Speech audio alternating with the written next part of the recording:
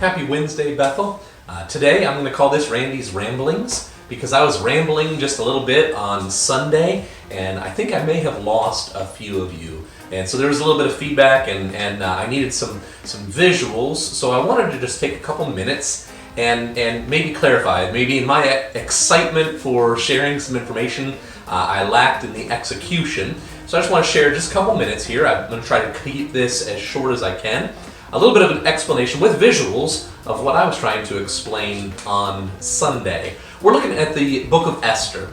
And one of the things that as I was studying, I noticed is that the entire book of Esther is written in this poetic literature form called a chiastic structure. The chiasm, comes from the Greek letter that looks like an X. That's the Greek letter chi. It's not an X, but that's what it looks like, and so they call it a chiastic structure. And so what I'm going to do is I'm going to draw a big X here on the board.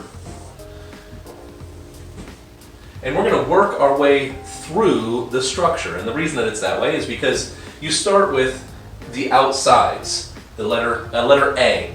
And then you work your way in. A, B, C, D. A, B, C, D. The outsides go together, then the B's go together, then the C's go together. And eventually, what you're looking for is this nugget of truth right here.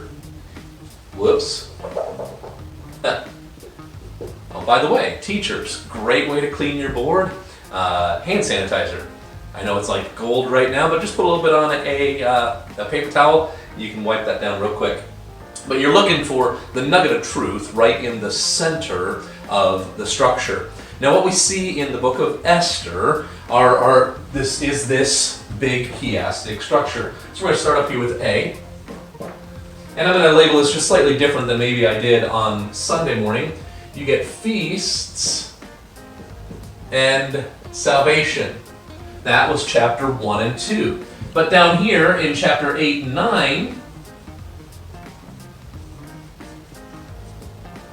you also get the letter A, feast and salvation. Beginning of the book, end of the book. Feast and salvation. This was a feast that was showing how wealthy the king was. The salvation was the fact that Mordecai, the cousin of our heroine, he discovered a plot to kill the king. Here, the feast is that feast that's still celebrated to this day by the Jews called Purim, honoring what happened in the book of Esther. And the salvation is all of the Israelites, God's chosen people at that time in the Old Testament.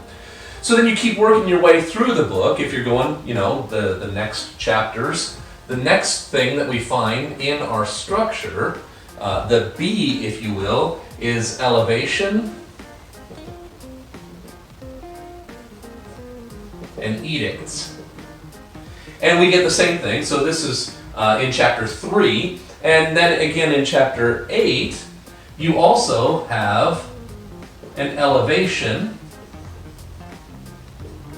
and edict. Here, the elevation is one of the king's honored servants, Haman. Haman is an Agagite. That means he is descended from the king Agag, the king of the Amalekites. So he's always been at odds with the Jewish people, hates the Jews. Really a lot of anti-Semitism among the Agagites. He is elevated and everyone has to bow down to him. In chapter 8, the elevation is of Mordecai, who is a Jew. Haman hates the Jews and hates Mordecai, but Mordecai had discovered that plot to kill the king, so he's elevated and there's a parade for him and everybody is cheering and clapping. The edict in chapter 3 is the edict to kill all the Jews. Mordecai had refused to bow down to Haman, and so Haman thought, this is my chance, I'm going to get the king to issue an edict to destroy all the Jews. Here, the edict, things completely turn around.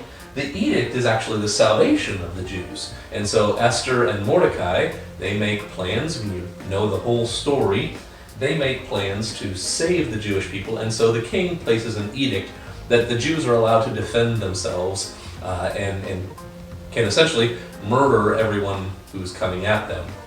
So you keep going in this structure, and we get to the C. And here's C. I didn't cover it a whole lot on Sunday morning, but it's the planning and banquets. And you get that in two different places, planning and banquets and planning and banquets.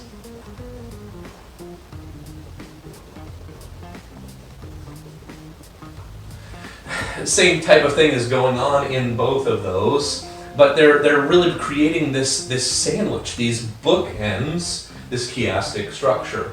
And so that's just what's happening there. So now we're down to what's in the middle. What is that nugget of truth that we're looking for? And we find it actually in Esther chapter 7. And in Esther chapter 7, we suddenly get to D. What's the point of all of it? And that D, the people of God, the children of God, are saved through a tree. You've got to remember the whole story. One of those, when Haman was elevated and everyone was to bow down, Haman refused, and so Mordecai convinced the king to destroy everyone. But he had this gallows, which is a bad interpretation. Better interpretation is giant wooden stake. Depending on my math, you know how good I am at that, it was either 75 feet or 900 feet, but we won't talk about that. And his intention was to hang Mordecai on that to show everyone what would happen if you didn't bow down to him.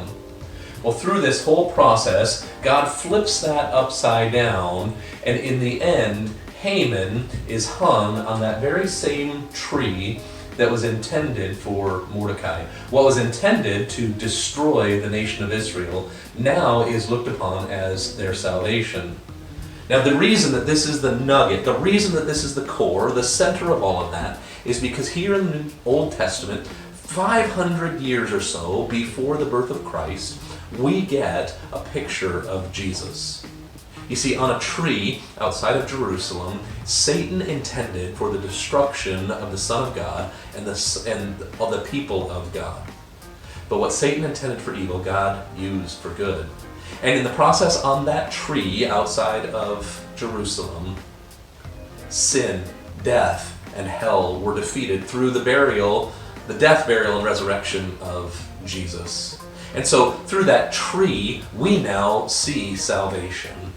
And through the tree right here in the middle of the book of Esther, this tree that is standing in the center of town for all to see, you see the salvation of the people of Israel. You see, it may not look like God is active. God is not mentioned in the pages of the book of Esther.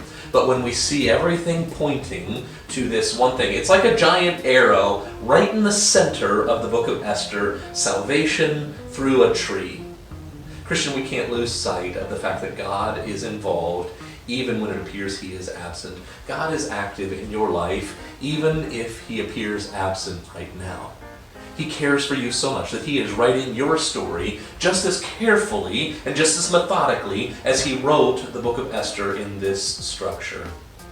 Can I encourage you right now to just remember that God is in control. God is watching over everything that's going on with you, and what Satan intends for evil, God is going to use for good.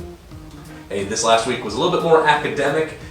Be here on Sunday, 8:30 and 10:45. And we're going to be a little bit more artistic, if you will. And so we're going to step out of my comfort zone for a sermon style and hopefully learn a little bit more about this incredible book of Esther.